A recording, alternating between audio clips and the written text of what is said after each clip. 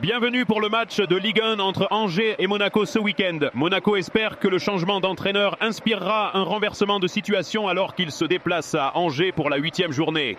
Le nouveau patron, Sébastien Pocognoli, vise un départ parfait après sa nomination. Son dernier match fut un nul, 2 buts partout contre Nice, prolongeant une série de 3 matchs sans victoire. La défense de Monaco reste très fragile, ayant encaissé 16 buts cette saison sans jamais garder sa cage inviolée. Pocognoli a promis de rétablir une solidité défensive, élément clé de sa philosophie. Face à cela, Angers ne semble pas en mesure d'exploiter ses faiblesses. L'équipe n'a pas marqué lors de ses 3 derniers matchs et possède la pire attaque du championnat avec seulement 3 buts. Après une victoire d'ouverture, Angers n'a plus gagné depuis 6 matchs, enchaînant 3 défaites consécutives, dont un cinglant 5-0 contre Strasbourg. Il se trouve donc dans les profondeurs du classement. La tâche s'annonce ardue pour Angers, qui n'a pas battu Monaco à domicile depuis 8 confrontations en championnat.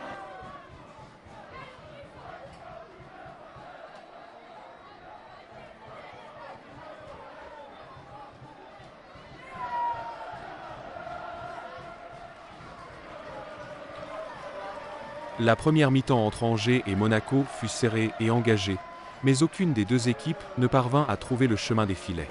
Angers frôla l'ouverture du score lorsqu'Amin Sve heurta le poteau d'un tir du pied gauche à la 50e minute, servi par Prosper Peter. Monaco répondit par de belles occasions, comme une tête de Thilo Kehrer bien sauvegardée par Hervé Kofi et une frappe lointaine d'Ansu Fati qui fut contrée. Le rythme fut soutenu, avec de nombreux duels et plusieurs cartons jaunes distribués, dont un pour Mohamed Salisu et un pour Karlan Arcu. Après la pause, Monaco prit clairement l'ascendant. L'entrée en jeu de Folarin Balogun fut décisive, l'attaquant inscrivant le seul but de la rencontre à la 72e minute d'une frappe ajustée du pied droit depuis le centre de la surface de réparation.